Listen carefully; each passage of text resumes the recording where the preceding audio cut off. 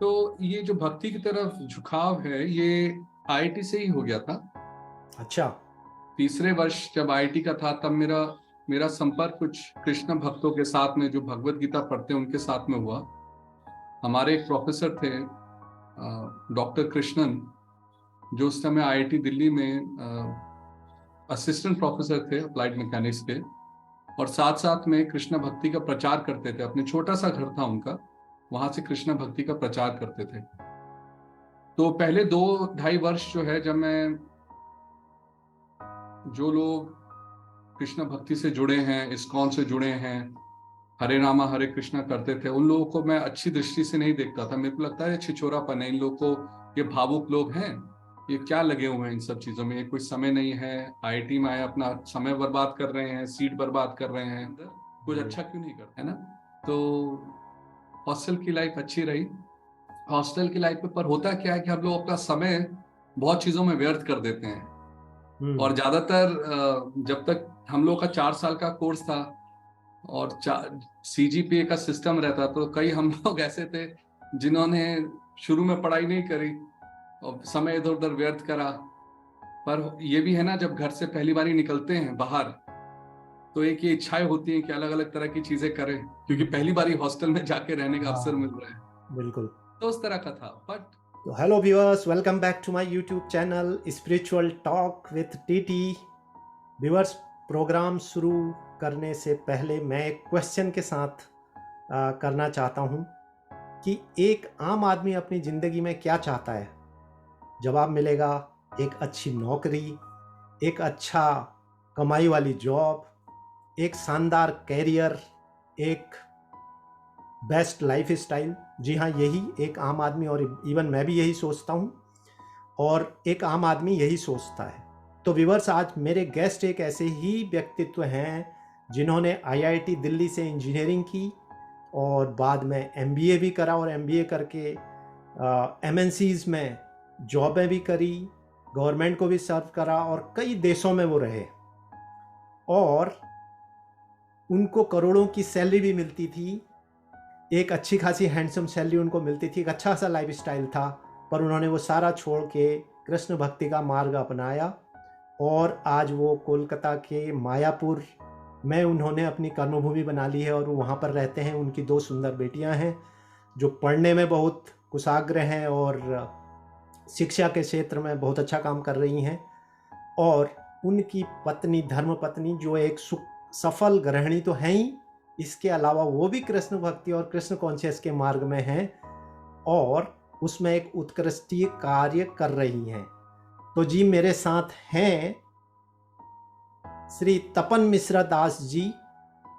तपन मिश्रा दास जी, मैं आपका हार्दिक स्वागत करता हूं और बहुत बहुत धन्यवाद देता हूं कि आपने मुझे ये अपॉर्चुनिटी दी और अपना व्यस्त समय में से समय निकाला।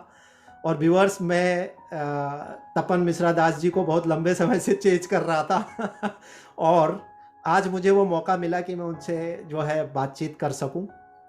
तो ज़्यादा समय जाया ना करते हुए मैं अपने प्रश्नों की तरफ जाता हूं, क्योंकि मुझे पता है कि तपन मिश्रा दास जी को इमीडिएट इसके बाद अपना किसी प्रोग्राम में जाना है, तो मैं उनको ज़्यादा इंगेज नहीं रखूंगा और फिर फ्यूचर में कभी हम मुलाकात करेंगे। और जैसा कि उन्होंने मुझे बोला कि आप मायापुर आइए, मुझे एक बार मायापुर आना भी है और मैं ज़रूर आऊँगा, मुझे वैसे भी आना है, तो मैं उनसे वहाँ पर भी मुलाकात करूँगा। तो तपन मिश्रा जी, बहुत बहुत आपका स्वागत है प्रोग्राम में। बहुत बहुत धन्यवाद। हरे कृष्णा। हरे कृष्णा जी, थैंक यू। तो मैं सीधे अपना पहले क्वेश्चन की तरफ बढ़ता हूँ। तपन मिश्रा जी, जैसा कि मैंने आपका एक शॉर्ट इंट्रोडक्शन दिया, आपका इंट्रोडक्शन बहुत बड़ा है, बट शॉर्ट इंट्रोडक्शन दिया। मैं जानना चाहूँगा कि आप एक आम परिवार, मध्यम वर्गीय परिवार से निकल कर आए और फिर आपने अपना कैरियर बनाया, कैरियर बना के फिर आज आप भक्ति मार्ग में हैं। तो आपका बचपन कैसा था? How was your childhood actually? बचपन अच्छा था। जैसे एक दिल्ली में उस समय दिल्ली बहुत अच्छा शहर था। और हम लोग जैसे एक मध्यम वर्ग परिवार में सभी को अवसर मिलता है, दोस्त यार, खेलना कूदना। तो मेरा बचपन भी वैसे ही कटा है। बहुत मस्ती करी है हम लोगों ने बचपन में बहुत मजे करे हैं। क्रिकेट, गुल्ली डंडा से लेके क्रिकेट, टेनिस, मतलब ऐसा होता था जिस समय जो टीवी पे आ रहा है या जिस समय जिस वेदर में जिस सीजन का जो स्पोर्ट चल रहा है उस टाइम हम लोग उठा के खेलना शुरू कर देते थे और ऐसे प्रिटेंड करते थे कि हम लोग कोई चैंपियंस हैं हाँ दिल्ली के और कॉलोनी के 20-25 दोस्त मिलके। हाँ हाँ हाँ। तो मेरे मेरे हिसाब से मेरा बचपन जो है बहुत सुखमय कटा है। कोई बहुत ज्यादा हमारे पास सुविधाएं नहीं थी। हम लोग मान लीजिए 80s के दशक में हम लोगों का बचपन कटा है, 80s और 90s के अर्ली दशक में। तो उस टाइम दिल्ली में बिजली जाती थी, है ना। हाँ हाँ तो बिल्कुल। बिजली जाती थी, सब लोग कॉलोनी में बाहर निकलते थे। उस टाइम प्रोजेक्टर पे कॉलोनी में लोग आते थे, हम लोग दिल्ली प्रशासन के घरों में रहते थे, उस टाइम प्रोजेक्टर पे मूवी दिखाने के लिए आ जाते थे। रात को 10 बजे बिजली गई और तब देख रहे हैं। तो मतलब बहुत अच्छा कटा है मेरी तो, मतलब बचपन की सारी यादें अच्छी ही हैं। बहुत बढ़िया। तो दिल्ली में किधर, आप कहाँ पे आपका? मॉडल टाउन, अच्छा, मॉडल टाउन में, मॉडल टाउन एरिया वो। Model town phase 1। अच्छा। वहां पे दिल्ली प्रशासन के लाल रंग के और व्हाइट रंग के उस टाइम फ्लैट होते हैं, अल्पना सिनेमा के साथ में लग के। हाँ हाँ हाँ हम बिल्कुल लोग बिल्कुल। मैंने भी अपना काफी समय दिल्ली में गुजारा है। तो 97 से लेकर हम के। लोगों को फ्री में सिनेमा सुनने को मिलता था। जो मेरा घर था जहाँ बिल्कुल। मेरा जन्म हुआ हाँ तो हाँ हमारा घर वो अल्पना सिनेमा से टच करते हुए था, बाउंड्री के साथ में। तो हाँ। रात को जब ट्रैफिक तो वैसे ही कम था, पर रात को पूरी कहानी जो है फिल्म की बालकनी से सुनने को मिल जाती थी। तो आईआईटी के बारे में कहा जाता है, जो मेरे साथ के भी कुछ लोग थे वहाँ पे जिनको मैं जानता, तो बड़े नोटोरियस टाइप के होते थे हॉस्टल लाइफ उनकी। और मतलब पढ़ाई तो करते थे लेकिन पढ़ाई के साथ साथ बड़े नोटोरियस टाइप के भी होते थे और कुछ अलग तरीके की चीज़ें, मस्ती मौज मस्ती करना। तो ये सब आपने बताया आप भी करते थे, तो कैसा मतलब लाइफ आपका आईआईटी दिल्ली का रहा? देखिए मैं हम आईआईटी दिल्ली की लाइफ बाकी हॉस्टलों से कोई अलग नहीं है। जहाँ हॉस्टल रहेंगे, जहाँ लड़के रहेंगे, तो वो जो हरकतें लड़के करते हैं वो सभी जगह करेंगे। तो ऐसा नहीं है कि भाई आईआईटी में कोई कम होगा ज्यादा होगा, उसी तरह की हरकतें होती है। पर कई बार क्या होता है, जब बहुत ज्यादा कुछ कुछ लोगों का दिमाग तीव्र गति से काम करता है तो उनके काम करने की और उल्टे सीधे काम करने की भी प्रवृत्ति थोड़ी उसी तरह से चलती है। तो हम लोग जो है तो वही वैसा ही है। हॉस्टल मतलब आईआईटी में भी हॉस्टल की लाइफ बोले तो, हॉस्टल की लाइफ से मैं एक चीज बोल सकता हूँ कि दोस्ती बहुत अच्छी बनती थी। हम्म जितने भी हमारे दोस्त रहे हैं ना, अब मान लीजिए अगले वर्ष हमारे को 25 वर्ष हो जाएंगे आईआईटी से निकले हुए, हम्म। और आईआईटी ज्वाइन करे हुए 29 वर्ष हो जाएंगे, 29 ईयर्स। तो पर आज तक जितने भी दोस्त हैं हमारे आईआईटी के, चाहे 20 वर्ष भी निकल जाएं, पर जब मिलते हैं तो ऐसा लगता है कि अभी कुछ महीने पहले ही साथ में थे। बिल्कुल। तो बहुत घनिष्ठ संबंध बनते हैं हॉस्टल के अंदर, ये है ना। तो हॉस्टल की लाइफ अच्छी रही। हॉस्टल की लाइफ में पर होता क्या है कि हम लोग अपना समय बहुत चीजों में व्यर्थ कर देते हैं। हम्म। और ज्यादातर जब तक हम लोग का 4 साल का कोर्स था और सीजीपीए का सिस्टम रहता, तो कई हम लोग ऐसे थे जिन्होंने शुरू में पढ़ाई नहीं करी और समय इधर उधर व्यर्थ करा। पर ये भी है ना, जब घर से पहली बार निकलते हैं बाहर, तो एक ये इच्छाएं होती हैं कि अलग अलग तरह की चीजें करें, क्योंकि पहली बार ही हॉस्टल में जाके रहने का अवसर मिल हाँ रहा है। बिल्कुल। तो उस तरह का था। बट बहुत अच्छे दोस्त मिले, बहुत चीजें सीखने को मिली, प्रैक्टिकल चीजें लाइफ के बारे में। कई चीजें एक्सप्लोर करने को मिली जो घर पे रह के शायद नहीं एक्सप्लोर कर सकते, अच्छी भी चीजें और बुरी भी चीजें। तो इस तरह से मान लीजिए पहले के 2-2.5 वर्ष ऐसे कटे आईआईटी के, हम्म। लाइफ को एक्सप्लोर करने में, देखने में, उस तरह। गुड। बढ़ता हूँ आगे। तो ये जो भक्ति मार्ग की तरफ इतनी शानदार लाइफ, आईआईटीएन मैं समझता हूँ मोस्ट अर्निंग पीपल होते हैं इंडस्ट्री में, क्योंकि मैं भी आईटी में हूँ, आई कैन अंडरस्टैंड। तो उनका कैरियर, उनका पैसा और उनकी ज़िंदगी, मैंने सारे आईआईटीएंस देखे हैं, ऑलमोस्ट मेरे आसपास भी वही लोग हैं। तो ये सारे ज़िंदगी, इस तरह की शानदार ज़िंदगी छोड़ करके भक्ति की तरफ झुकाव कैसे पैदा हुआ? हम्म। तो ये जो भक्ति की तरफ झुकाव है, ये आईआईटी से ही हो गया था। अच्छा। तीसरे वर्ष जब आईआईटी का था, तब मेरा मेरा संपर्क कुछ कृष्ण भक्तों के साथ में, जो भगवत गीता पढ़ते हैं उनके साथ में हुआ।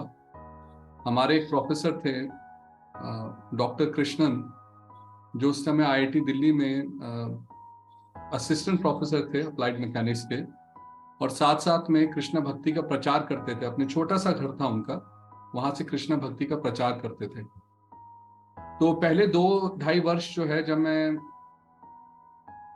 जो लोग कृष्ण भक्ति से जुड़े हैं, इस्कॉन से जुड़े हैं, हरे रामा हरे कृष्णा करते थे, उन लोगों को मैं अच्छी दृष्टि से नहीं देखता था। मेरे को लगता है ये छिछोरापन है, इन लोगों को, ये भावुक लोग हैं, ये क्या लगे हुए हैं इन सब चीजों में, ये कोई समय नहीं है, आईआईटी में आए अपना समय बर्बाद कर रहे हैं, सीट बर्बाद कर रहे हैं, कुछ अच्छा क्यों नहीं करते। जबकि मैं खुद कोई बहुत बड़ा काम नहीं कर रहा था, ऐसे ही टाइम पास कर रहा था ज्यादातर, पर ये मेरा विचार था। पर कुछ उन्होंने एक सेमिनार दिया था, मेरे को अभी तक याद है, विंध्याचल शिवालिक हॉस्टल होते थे एमटेक के, वहां पे एक सेमिनार दिया था, जिसका मेन पॉइंट था कि जो भी वैज्ञानिक उपलब्धियां हुई हैं या जो बड़ी बड़ी थियरीज निकली हैं, उसमें कोई इंस्पिरेशन है जो परमात्मा से आई है। तभी एक साइंटिस्ट उसको सॉल्व कर पाता है, दूसरा नहीं कर पाता है। करेक्ट। तो ये चीज मेरे को थोड़ी अच्छी लगी सुनने में, यूनिक लगी। तो मैंने ये सोचा था कि मैं जाके मैं एक चैलेंजिंग रूप में मैंने सोचा मैं जाके उनके प्रोग्राम में भाग लूंगा, उनसे प्रश्न पूछूंगा और दिखाऊंगा कि भाई, अगर हम लोग बुद्धि के रूप से देखें, इंटेलिजेंस के तरफ से देखें, तो ये भावुकता है। इस भावना से मैं वहां गया था। और जब मैंने भगवत गीता का संदेश उनके द्वारा सुना 1 हफ्ता, तो तब मेरे को निश्चित हो गया था कि भावुकता नहीं है। तो तब से मेरा ये जो, मैं जुड़ा एक तरह से भगवत गीता से, थोड़ा पढ़ना शुरू करा, सुनना शुरू करा। जो मेरी जीवन की दिन भर की दिनचर्या होती थी, उसको मैंने थोड़ा बदला कि ताकि इस संदेश को मैं समझ सकूं। तो ये वहां से शुरू हुआ था। बहुत बढ़िया। तो इसी के साथ मेरा ये है कि क्योंकि आपको दोनों चीज़ों का एक्सपीरियंस है, आपने टॉप लेवल जॉब करी है, टॉप लेवल जीवन जिया है, उसके साथ साथ भक्ति मार्ग में आज आप हैं। तो हाँ जी। आपके ये मतलब इस मार्ग में, भक्ति मार्ग में आने के बाद किस तरह का परिवर्तन मतलब आपकी ओवरऑल लाइफ में हुआ?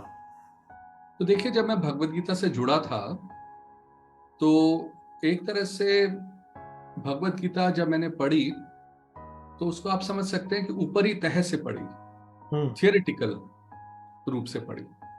उस टाइम कन्विंस था मैं कि मेरे को सब समझ में आ गया है। जैसे जब भी आप कोई चीज पढ़ते हैं, तो आपको एक कन्विक्शन आता है कि हाँ, मेरे को समझ में आ गया है। करेक्ट। पर जैसे जीवन हमारा आगे बढ़ता रहता है, तो जीवन हमारे को कई चीजें ऐसी दिखाते हैं, जिससे साक्षात्कार बोले, साक्षात्कार बड़ा शब्द है, रियलाइजेशन बोले सिंपल शब्दों में अंग्रेजी में, कि हमें पता चलता है कि नहीं, मेरा जो मैं चीज पहले सोचता था कि मेरे को समझ में आ गई, अभी तक मेरे को समझ में नहीं आई है। तो जो आगे के, मान लीजिए मैं लगभग 18-19 वर्ष का रहा हूंगा जब मेरा संपर्क हुआ भगवत गीता और भक्तों के साथ में। उसके बाद के जो 15 वर्ष निकले, उस 15 वर्ष में जो मैं पढ़ता था, उसको मैंने वास्तविक रूप में इस जगत में देखा। जो भगवान कहते हैं भगवत गीता के अंदर, स्पिरिचुअल टॉपिक्स के अंदर, वो उसको मैंने देखा कि भाई ये चीजें मेरे लिए काम की हैं कि नहीं है, इससे मेरा जीवन बेहतर होगा कि नहीं। तो ये कोई एक इवेंट नहीं था, ऐसा नहीं था कि एकदम अचानक ये चीज बदली। जबकि जब मैं 1 हफ्ता गया वहां पे, तो मैंने अपने जीवन में कई चीजें बदली थी, पर आंतरिक रूप से कुछ नहीं बदला था इमीडिएटली, मतलब वो बदलने के लिए समय लगा।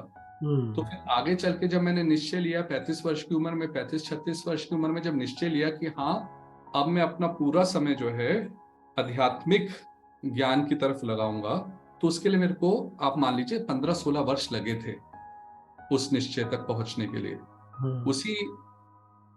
उसी पथ पे, उसी जर्नी पे दृढ़ता मिली, थोड़ा सा शक्ति मिली भगवान के द्वारा कि ये निश्चय हम ले सकें। तो इस तरह से ये आगे बढ़ा मेरा जीवन। आपने कहा कि टॉप जॉब और फिर उसके बाद अब भक्ति में, इसमें क्या अंतर लगता है, क्या नहीं लगता है। तो देखिए, जब भी हम जीवन जीते हैं, जीवन में हम लोग क्या उपलब्धियां चाहते हैं, उस हिसाब से अपना जीवन जीते हैं। ठीक है।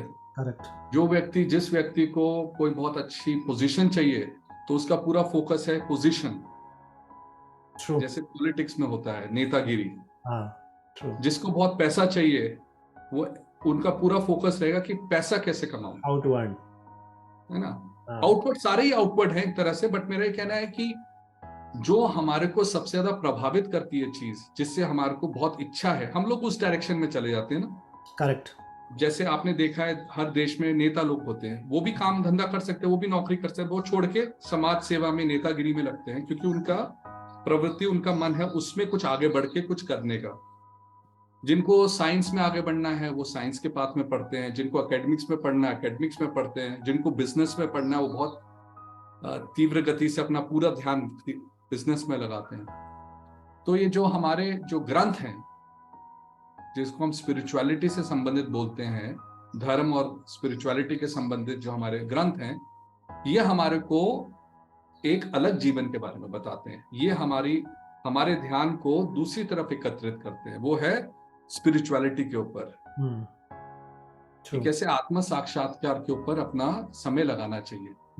तो जो बदलाव होता है वो ये होता है कि आदमी को लगता है कि भाई धन, यौवन, पुत्र, परिजन, इन सब को छोड़ के अब जो ध्यान है मेरे मन, अब इसको हम भगवान की तरफ क्यों ना लगाएं आत्म साक्षात्कार के लिए।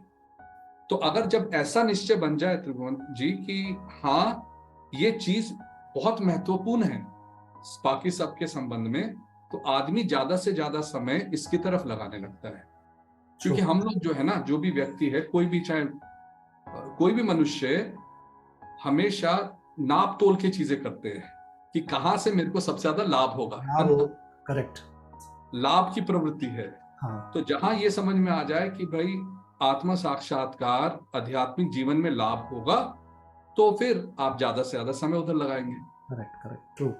तो इसी से रिलेटेड क्वेश्चन मेरा है अगला, कि एक आम आदमी के लिए अगर वो आदमी आध्यात्म या मतलब स्पिरिचुअलिटी या डिवोशंस की तरफ जाना चाहता है, कुछ करना चाहता है, तो how difficult it is. I mean एक नॉर्मल आदमी के लिए, नॉर्मल ज़िंदगी जी रहा है, जॉब कर रहा है, सब कर रहा है, बट अगर if you want to focus on spirituality, focus on devotions, तो कितना टफ है, कितना सरल है कि टफ है, मतलब इजी है, या मतलब कुछ फोकस करना चाहिए? आसान है जी। क्योंकि अगर आप आज से 30, 40, 50 वर्ष पहले चले जाएं, तो भारत के अंदर जितने परिवार थे, चाहे वो बिजनेस परिवार हो, कुछ भी हो, उनकी दिनचर्या ऐसी थी कि शाम को आके सब भगवान के नाम में ही लगते थे। घरों के अंदर रामायण पढ़ी जाएगी, महाभारत पढ़ी जाएगी, गीता पढ़ी जाएगी, लोग अच्छे से काम धंधा करके आते थे, बस शाम को आके नहा धो के आरती करके बैठ के लोग साथ में बात करते थे भगवान के बारे में। तो ये कठिन नहीं है। अभी परेशानी क्या है त्रिभुवन जी, कि जो अभी का जो समाज और अभी का जो दुनिया है, वो मीडिया से बोलिए, मार्केटिंग से बोलिए, इंटरनेट से बोलिए, टीवी से बोलिए, रेडियो, जो भी तरह के यंत्र हैं, वो सब हमारे को भौतिक दृष्टिकोण की तरफ ज्यादा बढ़ाते हैं कि मटेरियलिस्टिक लाइफ, मतलब ये तुम्हारा कुछ भी करो बट ये तुम्हारा लक्ष्य है। आध्यात्मिक जीवन जो है वो आंतरिक है, मतलब उसमें आपको अंदर की तरफ देखना है, अपना निरीक्षण करना है। करेक्ट। कि क्या चीज मेरे को अच्छी लगती है, क्या चीज मेरे को अच्छी नहीं लगती है, क्या चीज से मैं अपने जीवन को वास्तविक रूप में सुखमय बना सकता हूं कि नहीं।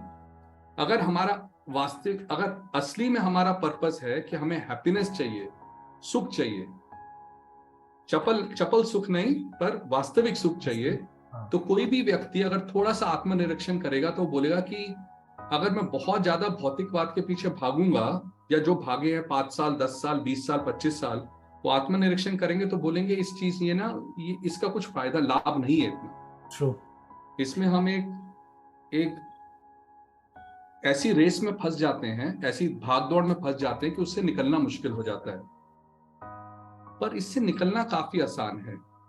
अगर कोई भी व्यक्ति 1 घंटा, के आधा घंटा भी आप आंख बंद करके अगर आप बैठ जाएं कहीं पे और सिर्फ ये सोचना शुरू करें कि मेरा जीवन अभी क्या है, क्या ये वो जीवन है जो मैं चाहता था, क्या मैं वास्तविक रूप में खुश हूं, क्या मेरे परिवार वाले, मेरी धर्मपत्नी, मेरे बच्चे, हम लोग बाहर को दिखाने के लिए नहीं कि हमारे पास कितनी गाड़ी बंगला, कितनी धन संपत्ति नहीं, पर मैं क्या खुश हूं कि नहीं। करेक्ट। अगर ये प्रश्न हम अपने आप से पूछने लगे तो बहुत आसान हो जाएगा आध्यात्मिक जीवन की तरफ बढ़ना। ट्रू। और आध्यात्मिक जीवन में भी हम शुरुआत कभी भी कहीं से भी कर सकते हैं। जैसे भगवत गीता के अंदर कहा गया है कि हम लोग भगवान का नाम कहीं पे भी रहते हुए ले सकते हैं। हाँ, तो जैसे एक बंगाल में कहते हैं गृहे ठाको वने ठाको सदा हरि बोले ठाको। मैं बंगाली नहीं हूँ, बट ये बंगाल का भजन है कि अच्छा। आप चाहे गृहस्थ हो, चाहे आप वानप्रस्थ या सन्यासी हो, आप कहीं पे भी रह के भगवान का ध्यान कर सकते हैं, भगवान का नाम ले सकते हैं।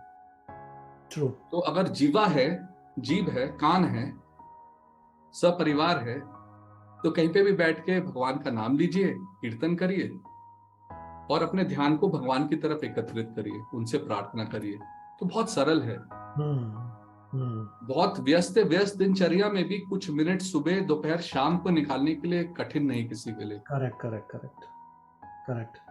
तो बहुत अच्छी बात बताई आपने, और यही शायद मेरे ख्याल से एक मैसेज है कि आप जहाँ भी हैं, जो भी कर रहे हैं, उसके साथ आप समय निकाल सकते हो बाकी चीज़ों के लिए, जैसे हम निकालते हैं, तो ये भी हाँ जी। हम कर सकते हैं, मतलब टफ नहीं है। अगला क्वेश्चन इसी से जुड़ा है तपन दास जी की, जब आपने आप एस्कॉन से जुड़े हैं और जब आपने ये रास्ता चुना, तो क्योंकि मैं बहुत और कृष्ण भक्तों से भी मैंने मुलाकात करी है, बांकों से भी मैंने बहुत सारे इंटरव्यूज़ करे हैं, तो मेरे को सबने एक चीज़ समझ में आई कि उनका जो शुरू का था, उनके फैमिली ने भी उतना सपोर्ट नहीं करा, या दोस्तों ने कुछ डिफरेंट तरीके से देखा, सोसाइटी ने डिफरेंट तरीके से देखा। तो क्या आपके साथ भी ऐसा हुआ?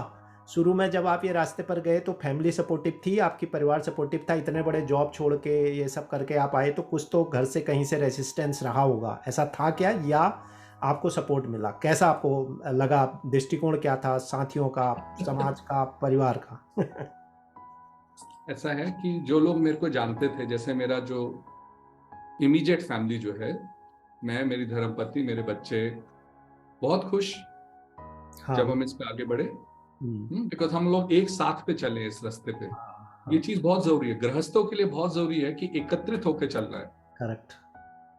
अगर पति पत्नी में से पत्नी आगे है, पति पीछे है, या पति पीछे खींच रहा है, या पत्नी पीछे खींच रही है, या बच्चे पीछे खींच रहे हैं, तो बड़ा कठिन हो जाता बड़ा है। मुश्किल हो जाएगा। हाँ। पर अगर एक ही, जैसे रेल की गाड़ी चल रही, दो टायर दोनों पटरी पे हैं, तो आराम से चलता है। तो इसलिए मेरे को ऐसी कोई कठिनाई नहीं आई। और क्योंकि मैं उसी समाज में, उसी दुनिया में रहता हूं जिसमें आप रहते हैं, तो आप भी समझ सकते हैं कि रेजिस्टेंस तो आया ही होगा। बिल्कुल, जायज बात है इसीलिए यस। है ना? हाँ। जायज, सभी तरफ से रेजिस्टेंस आता है, पर मैं उसमें उनको कोई ब्लेम नहीं करता हूं। मैं, बिल्कुल, वो नेचुरल है। उनका दृष्टिकोण है, हाँ, उनका और दृष्टिकोण है। जो उनकी नजरिए से या उनके दृष्टिकोण से जो उनको चीज ठीक लगती है, वो उसके लिए मेरे को प्रोत्साहित करते हैं, मेरे को बोलते हैं कि आप ये करिए, आप ये मत करिए। ट्रू।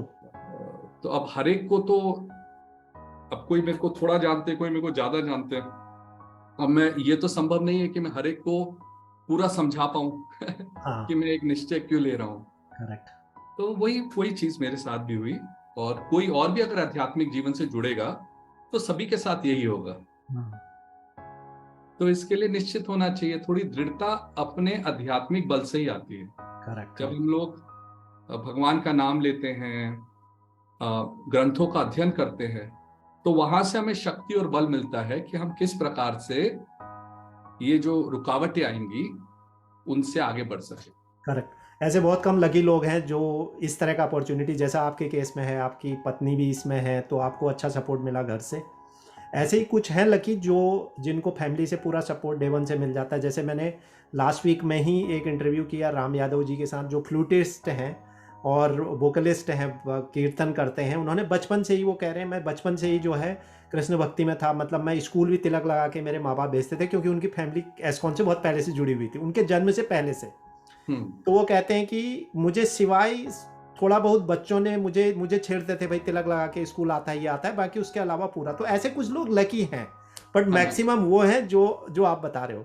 तो मैं क्विकली आगे की तरफ बढ़ता हूँ। मेरा अगला क्वेश्चन ये है कि जो मेरे दिमाग में आता था, पर मैंने आज तक किसी से पूछा नहीं, वो ये क्वेश्चन है एस्कॉन से रिलेटेड, कि एस्कॉन से जितने लोग मैं देखता हूँ जो जुड़े हुए हैं, वो हाईली क्वालिफाइड हैं या जुड़ते हैं, और या जो है बहुत संभ्रांत परिवार से हैं, बड़े बिजनेसमैन हैं। तो ऐसे लोग जुड़ते हैं, तो क्या जो है एक आम आदमी, एक गरीब व्यक्ति, या जो है कम पढ़ा लिखा व्यक्ति, वो क्यों नहीं जुड़ पाता है? या जो है कुछ ऐसा, मतलब अंदर की क्या चीज़ें हैं? जैसे कई लोगों ने भी ये समाज में सवाल उठाते हैं कि सारे हाईली एजुकेटेड जो हैं, या जो है वो इंजीनियरिंग के स्टूडेंट हैं, या मेडिकल के स्टूडेंट हैं या जो है अच्छे बिजनेसमैन हैं, वो सारे जुड़ते हैं। तो क्या है एक्चुअली, हाउ इट वाज? तो मेरे को नहीं मालूम ऐसा क्यों लोगों को लगता है कि सिर्फ अमीर लोग या बहुत पढ़े लिखे जुड़ते हैं, क्योंकि मैं आपको उदाहरण देता हूँ। हाँ, अभी जहाँ मैं मायापुर धाम में रहता हूँ, है ना, हाँ, मायापुर धाम में प्रतिदिन जो दर्शन के लोग आते हैं, इस्कॉन के दर्शन के लिए मंदिर में जो यात्रीगण आते हैं, हुँ, जो नामहट से जुड़े हुए हैं, वो ज्यादातर गांव के भक्त हैं। हुँ, मतलब अगर पूरी तरह देखा जाए तो 90% लोग जो हैं वो बहुत ही सरल परिवार से और सरल बैकग्राउंड से हैं। हुँ, दूसरा, जहाँ मैं स्वयं जहाँ पे प्रचार करता हूँ या जाता हूँ कई देशों में, वहां पे भी ज्यादातर भक्त जो हैं वो बहुत सरल परिवार से हैं, सरल जॉब से हैं। कोई फैक्ट्री में काम कर रहे हैं, कुछ कर रहे हैं, कई लोग बहुत ज्यादा 12वीं के बाद भी नहीं पढ़े हैं। हुँ, मेरे को लगता है ये इंप्रेशन इसलिए होगा क्योंकि जिन लोगों का इंटरव्यू लिया जाता है ना, करेक्ट।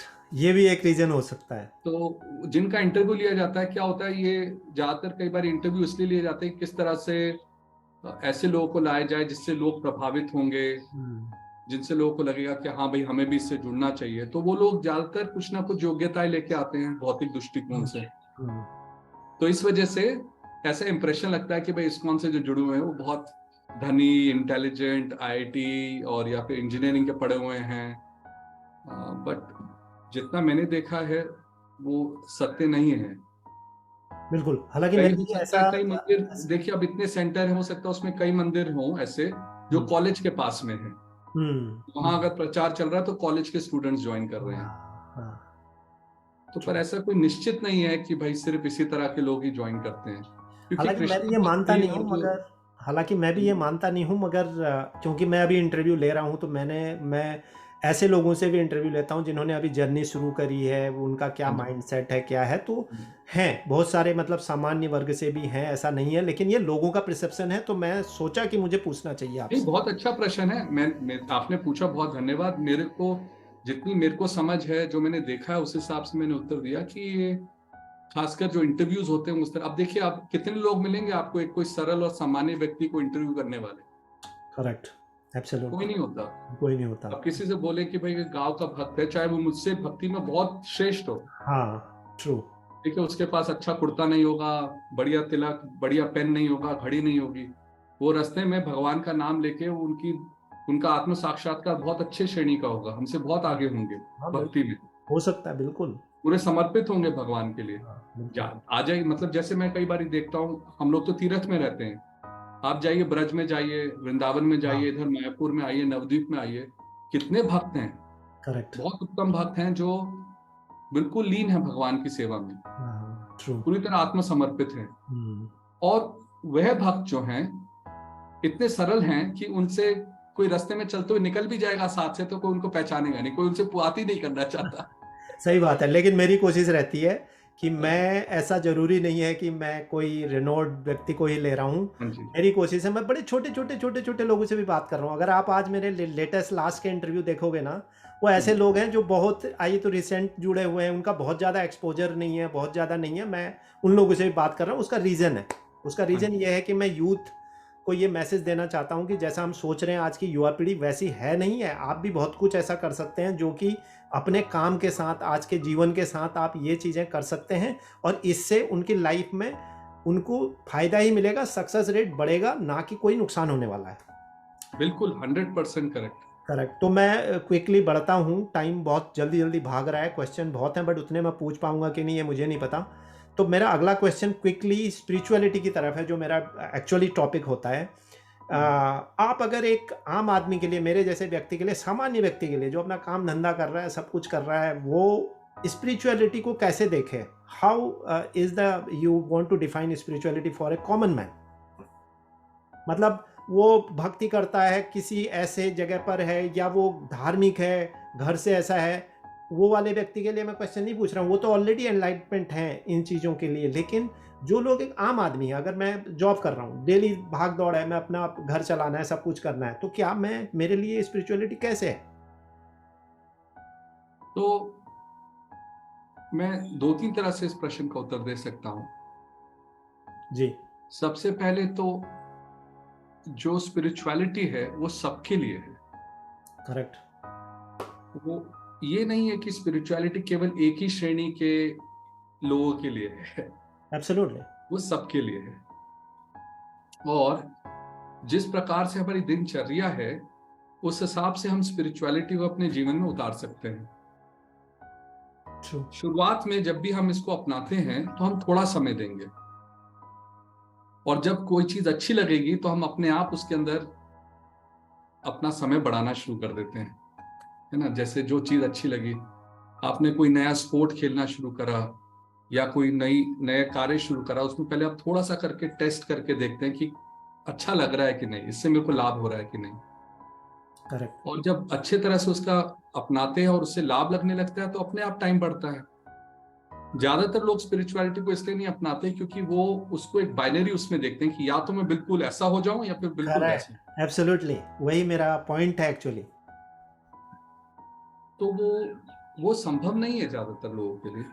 जैसे मैंने कहा, मेरी भी जो यात्रा रही है आध्यात्मिक जीवन की, इस जीवन में उसमें समय लगा। ऐसा नहीं है कि मैं उठ के सब कुछ छोड़ छाड़ दिया, मेरे को भी समय लगा। तो सबके लिए है, जितना समय उस हिसाब से अपनाइए। किसी व्यक्ति से जो जुड़ा हुआ है उससे बात करिए, तो वो आपको मार्गदर्शन कर सकते हैं कि कैसे आप उसको अपने जीवन में अपना सकते हैं। इसके अंदर कोई एक सेट फॉर्मूला नहीं होता है हर एक के लिए, क्योंकि हर एक की जो दिनचर्या है, जीवन शैली है, वो बिल्कुल अलग है, हर एक की अलग है। किसी की जिम्मेदारियां ज्यादा है, किसी की जिम्मेदारियां कम है। करेक्ट। तो इसीलिए क्या कहा जाता है कि कोई ऐसे व्यक्ति के साथ जुड़े जो खुद आध्यात्मिक जीवन से जुड़े हुए हैं, उनसे बात करिए। वो आपको थोड़ा बहुत मार्गदर्शन कर देंगे। ठीक है भाई, आप भगवान का नाम लीजिए सुबह उठ के, हरे कृष्ण कृष्ण कृष्ण हरे हरे, हरे राम राम राम हरे हरे। जिसके पास 5 मिनट है 5 मिनट दीजिए, जिसके पास 15 मिनट है 15 मिनट दीजिए। फिर वो बोलेंगे कि कम से कम नाम लेते हैं, क्यों लेते हैं, उसको समझने के लिए भगवत गीता पढ़ लीजिए, भगवत गीता यथारूप। थोड़ा भी समय अगर शास्त्रों के अध्ययन में लगाएंगे और भगवान की सेवा में, श्रवण कीर्तन स्मरण वंदन पूजन आत्मनिवेदन, जो 9 भक्ति करने के जो 9 तरीके हैं, उनमें से कोई भी एक चीज करके आध्यात्मिक जीवन से जुड़ जाइए और उसको अपने आप बढ़ने दीजिए। करेक्ट। तो स्पिरिचुअलिटी तो ये दूसरा है। तीसरा मैं ये कहूंगा कि एक्चुअली देखा जाए तो स्पिरिचुअलिटी के बगैर जीवन है ही नहीं। वही मैं सुनना चाह रहा हूँ एक्चुअली। सही बात है। अच्छा व्यवहार स्पिरिचुअलिटी के करना, बगैर, अच्छा जीवन जीना, दूसरों को फायदा पहुंचाना, सोसाइटी में थोड़े अच्छे काम करना, ये भी तो एक स्पिरिचुअलिटी है। हाँ ये सब स्पिरिचुअलिटी है, बट स्पिरिचुअलिटी का वास्तविक जो अपने आप को कैसे आप लाभ पहुंचाएंगे, करेक्ट। अपने आत्मा को कैसे आप सुकून देंगे, वो सोचना बहुत जरूरी है। जो व्यक्ति अपना ख्याल रख पाता है, अपने आप जो स्पिरिचुअली जो खुश है, वही दूसरों के साथ कुछ बांट सकता है। ट्रू। तो अगर हम अपने जैसे भगवत गीता के दृष्टिकोण से देखें तो भगवान हमारे जीवन में हर तरह की जो भी हम चीजें कर रहे हैं उसकी शक्ति भगवान ही देते हैं। करेक्ट। ठीक है। तो अगर कोई भगवत गीता पढ़ेगा, भगवत गीता का अध्ययन करेंगे, तो समझ में आने लगा कि देखिए वैसे भी मैं जो भी कुछ कर रहा हूँ भगवान मेरे को मदद कर रहे हैं, तो क्यों ना मैं थोड़ा आभारशाली रहूं भगवान की तरफ, बिल्कुल। उनको धन्यवाद करूं, उनका स्मरण करूं जिन्होंने मेरे को सब कुछ दिया है। तो कोई भी व्यक्ति जिसके आंख कान और मस्तिष्क थोड़ा सा खुला हुआ है, जो थोड़ा सोच सकते हैं, करेक्ट। वो ऑटोमेटिकली ही आध्यात्मिक जीवन की तरफ आगे बढ़ने की इच्छा रखेंगे। करेक्ट। करेक्ट। और मैं तो ये भी मानता हूँ कि आप ज़िंदगी में जो भी कर रहे हैं, अगर आप ये मान के करते हैं कि कोई एक है, अगर आप कहीं पर भी, जैसे मतलब वो एक साइकोलॉजी भी है, अगर मैं कहीं पर फेल हो जाता हूँ लाइफ में, कहीं पर स्ट्रगल करता हूँ, मुझे पहला ध्यान आता है ये भगवान मुझे बचा ले, मेरे को रास्ता दिखा दे, राइट। तो एक पावर ऊपर हमेशा अगर अपनी रहेगी तो मुझे लगता है कि मेरे पास एक स्कोप रहेगा कि मैं फिर उसकी शरण में जाके उसके लिए अपना अच्छे आगे बढ़ने के लिए मोटिवेशन लेने के लिए मेरे पास एक स्कोप है। अगर वो हाँ रहेगा जी, नहीं तो शायद वो मेरे पास स्कोप ही नहीं होगा, तो मैं फेलियर के बाद मेरे पास कुछ ऐसा ऑप्शन आएगा ही नहीं कि जहां मैं जाके मर्सी कर सकता हूँ। बिल्कुल। तो पर आध्यात्मिक जीवन हमें क्या सिखाता है कि इसी जीवन के अंदर जब मनुष्य योनि का जीवन मिलता है तो इसी के अंदर मेरे को भगवान की शरण पूरी तरह लेनी है।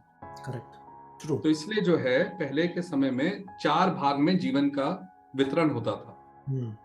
पहला भाग होता था ब्रह्मचर्य, दूसरा होता था गृहस्थ, तीसरा होता था वानप्रस्थ, चौथा होता था संन्यास। संन्यास। कि इन चारों पड़ाव के अंदर व्यक्ति पूरी तरह आत्मसमर्पण करके भगवान के साथ जो संबंध है हमारा एक करेक्ट, सेवक के रूप में वो पूरी तरह स्थापित हो जाए। करेक्ट, और आखिर सांस लेने से पहले हम लोग पूरी तरह भगवान भगवान की तरफ शरणागत हो। करेक्ट। तो ये हमारा जो जो हमारा कल्चर रहा है पहले वो बहुत साइंटिफिक था कि हर एक को हाथ पकड़ के इन 4 पड़ाव के थ्रू इनको पूरी तरह समर्पित करा जाए भगवान की तरफ। ट्रू। भगवत गीता में कहते हैं ना, अंत काले च मावेवा स्मरण मुक्त्वा कलेवरम या प्रयति समद्भावम याति नास्ति यत्र संशय। अर्थ कि जो व्यक्ति मृत्यु के समय भगवान को याद करेगा, भगवान श्री कृष्ण का स्मरण करेंगे, भगवान श्री कृष्ण मतलब परम पुरुष, भगवान पूर्ण पुरुषोत्तम भगवान जो हैं उनको याद करेंगे, वो भगवान के साथ भगवान के धाम पहुंच जाएंगे। करेक्ट। तो ये अनफॉर्चुनेटली अब ये जो सिस्टम है ये पूरा ब्रेक हो गया है। हम्म। हम लोगों की जो भागदौड़ है केवल पैसे की तरफ इतनी है कि हम लोग भूल गए हैं जीवन का लक्ष्य। मतलब लोग अपने परिवार को भूल जाते हैं, परिवार की तरफ क्या कर्तव्य है वो भूल जाते हैं, माँ बाप की तरफ क्या कर्तव्य है वो भूल जाते हैं, अपनी आत्मा की तरफ क्या कर्तव्य है वो भूल जाते हैं। बिल्कुल केवल एक ही चीज याद रहती है, वो है रुपया। ट्रू है। ट्रू है, बिल्कुल। बिल्कुल सही बात है। तो इसीलिए इससे थोड़ा बच के रहना चाहिए। मतलब देखिए, रुपए धन की जरूरत है खाने पीने शेल्टर के लिए, करेक्ट। पर वो जीवन केवल वही जीवन का ये लक्ष्य जीवन है, नहीं। करेक्ट, वही जीवन नहीं है, बिल्कुल ट्रू। तो मैं अब आपका ज़्यादा समय नहीं लूँगा, लास्ट 2 क्वेश्चन है, बहुत छोटे छोटे क्वेश्चन है। हाँ जी, मेरा अगला क्वेश्चन ये है कि आपने गीता का दिया है और मैं जानता भी हूँ गीता के आप उपदेश भी देते हैं, आपके मैंने गीता के कई सेशंस भी देखे हैं जिन पर आपने क्लासेस दी हैं। तो मैं अगर आपसे पूछना चाहूँ शॉर्ट में कि भगवत गीता के ऐसे कोई 2 बातें तो बहुत हैं भगवत गीता के अंदर, मैंने भी बहुत बार पढ़ी है लेकिन अभी तक समझ नहीं आई है पूरी, वो एक अलग बात है, कुछ चीज़ें समझ आई हैं। लेकिन ऐसी 2 चीज़ें अगर आप व्यूअर्स के साथ मेरे शेयर करना चाहते हैं कि 2 ऐसी महत्वपूर्ण बातें जो किसी के भी जीवन को भी फ़ायदा पहुंचा सकती हैं, वो क्या 2 हैं और हो सकता है उनसे आपको भी फ़ायदा हुआ हो अपनी ज़िंदगी में? देखिए एक्चुअली 700 श्लोक है हाँ, भगवत गीता के अंदर ना, हाँ, और ये भगवान ने स्वयं बोले हैं। मतलब करेक्ट, उसमें से कुछ श्लोक अर्जुन के हैं, कुछ संजय के हैं, करेक्ट, पर ज्यादातर भगवान के उपदेश हैं। इसमें बड़ा कठिन है त्रिभुवन जी ये कहना कि कौन सा उपदेश और संदेश ज्यादा महत्वपूर्ण है, हाँ, क्योंकि भगवान के पास भी टाइम कम था ना, लड़ाई चलने वाली थी। हाँ, तो उस टाइम जो भी उपदेश दे रहे हैं सबसे सुपर इंपॉर्टेंट थे, तभी भगवान ने बोले। हाँ, पर एक चीज जो मेरे को हमेशा लाभ देती है, प्रभावित करती है, वो ये कि भगवत गीता के अंदर बहुत सरल शब्दों में कहा गया है, आत्मा मतलब शुरुआत में ही आप जाएंगे ना दूसरे और तीसरे अध्याय में, सबसे पहले भगवान स्थापना कर देते हैं कि भाई हम लोग ये शरीर नहीं है, मतलब शरीर है पर केवल शरीर नहीं है। तो उसके अंदर कहते हैं भगवान, देहिनो अस्मिन यथा देहे कौमारम यौवनम जरा तथा देहांतरा प्राप्तिर धीरास तत्र न मुह्यति। अर्थ, ये जो शरीर है भारी रूप, देहिनो देही देह, इसके अंदर एक और चीज, देहिनो अस्मिन यथा देहे, वास्तविक शरीर इसके अंदर है जो आध्यात्मिक शरीर, अच्छा, मतलब आत्मा। आत्मा, वह हाँ, आत्मा जो है बोल, कौमारम यौवनम जरा, इस जीवन में बचपन, फिर यौवन, फिर बीमारी, और उसके बाद मतलब उसके बाद में बुढ़ापा है। ये 3 पड़ाव जो निकलते हैं ना हमारे, हमने देखा छोटेपन से फिर बड़े होते हैं, बड़े होते हैं फिर करेक्ट, मृत्यु की तरफ जाते हैं। पर जो व्यक्ति ये समझ जाता है कि इस सब में आत्मा ही है, आत्मा चलती रहती, सेम है, निश्चित एक चीज हाँ, वो कांस्टेंट, वो सोल। कांस्टेंट, जिसको कुछ फर्क नहीं पड़ रहा है, वो कभी भी विचलित नहीं होते। मृत्यु के समय भी विचलित नहीं होंगे, जीवन में विचलित नहीं होंगे। इससे बड़ी स्ट्रेंथ मिलती है, बहुत शक्ति मिलती है। हमारे सबके जीवन में कुछ ना कुछ ऊपर नीचे होता ही रहता है ना। और अगर हमें ये समझ में आ जाए कि ये बाहरी है, ये सर्कमस्टेंसेस हैं, और ये भी आए हैं, अच्छे दिन भी आए हैं, बुरे दिन भी आए हैं। बुरे दिन आएंगे तो चले जाएंगे, इससे बहुत शक्ति मिलती है। तो ये मेरे को बहुत अच्छा लगा है हमेशा भगवत गीता के अंदर। जैसे आपने कहा, ये हमें सक्षम, ये हमें शक्ति देते हैं, ये शब्द भगवान के, ये हमें एक पर्सपेक्टिव देते हैं, एक दृष्टिकोण देते हैं, जिससे बड़ी से बड़ी कठिनाई भी हमारे लिए थोड़ी सी कम हो जाती है, बड़ी नहीं रहती। एक ये चीज। दूसरा, भगवत गीता के अंदर जो सबसे ज्यादा जोर दिया गया वो ये है कि भगवान निश्चित रूप में बताते हैं कि उनकी जो सेवा है वो जीवन का लक्ष्य है। तो हम आत्मा हैं, और आत्मा का संबंध भगवान के साथ में है, और ये जो संबंध समझना, इस संबंध के अनुसार अपना जीवन व्यतीत करना, और अंत में भगवान के प्रति पूर्णतः प्रेम बना लेना, ये भगवत गीता का जो संदेश है मेरे को बहुत प्रभावित करता है। जब मैंने सुना कि भगवान के साथ मेरा भी कुछ संबंध हो सकता है, तो मेरे को बहुत अच्छा लगा ये सुन के। मेरे को लगा, हम लोग देखिए त्रिभुवन जी, कोई भी बड़ा प्रभावशाली व्यक्ति हो तो उसके साथ संबंध बनाने का प्रयास करते हैं ना। करेक्ट। कोई बड़ा नेता मिल जाए, कोई बड़ा फिल्म स्टार मिल जाए, कोई प्रेसिडेंट मिल जाए, प्राइम मिनिस्टर मिल जाए, कोई बड़ा धनी व्यक्ति मिल जाए, बड़ा बिजनेसमैन, तो हमें कितना अच्छा लगता है, अरे मैं इसको जानता हूँ, मैं इसके साथ कनेक्टेड हूँ। तो जब भगवत गीता के अंदर भगवान ने स्वयं ये मार्ग दिखाया जिससे हम भगवान को कनेक्ट कर सकते हैं, जिस पूरे जगत के रचयिता, देखभाल करने वाले, उसके स्वामी हैं, उनके साथ हम एक अपना पर्सनल रिलेशनशिप बना सकें, ये चीज मेरे को बिल्कुल हिला दिया था इसने। सही बात है, ये बहुत बड़ी बात है। और ये जो आशा है, ये आध्यात्मिक जीवन में आगे लेके जाती है। और जब हमें कुछ इसमें रियलाइजेशन होती है, भगवान के साथ कुछ आदान प्रदान होता है ना, तो उससे बिल्कुल हाथ के, कहते हैं, बाल खड़े होने वाली चीज हो जाती है, बिल्कुल रोमांचित।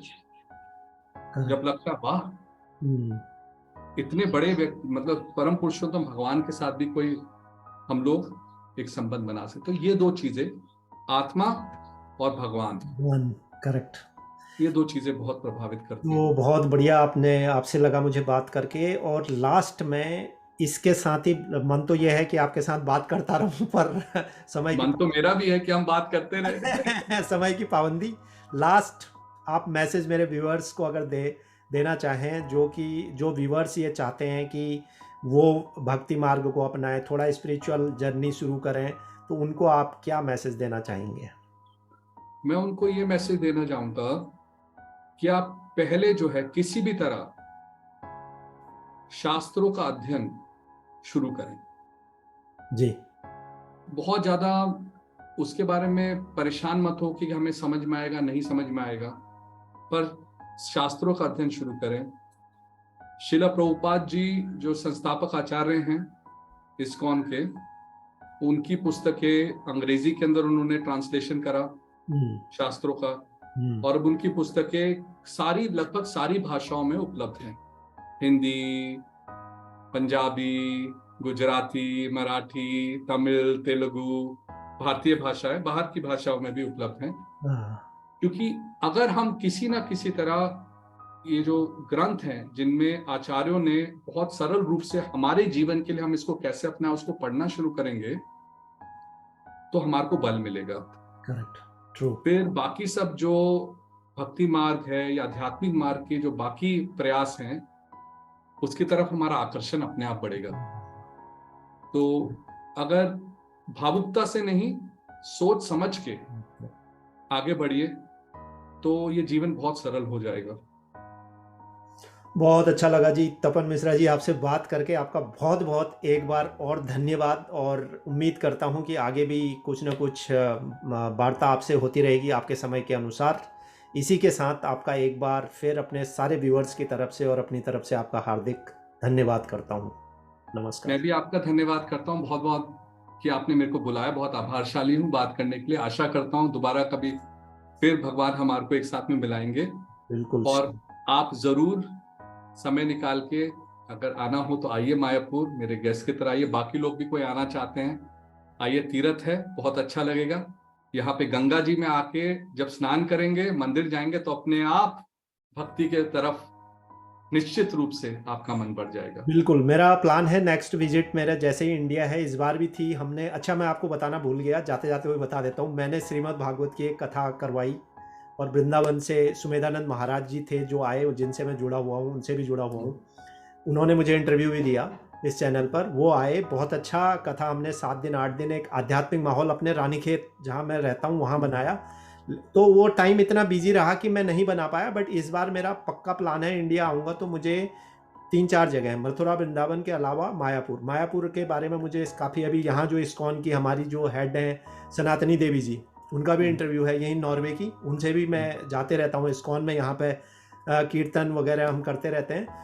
तो वो आई थी मायापुर, तो उन्होंने भी मुझे ये बोला कि मायापुर जरूर जाना, क्योंकि मैं अनफॉर्चुनेटली सब जगह गया, पर मथुरा वृंदावन तो मैं गया हूँ लेकिन मैं मायापुर नहीं जा पाया कभी। तो इस बार मैंने 101% मायापुर आना है।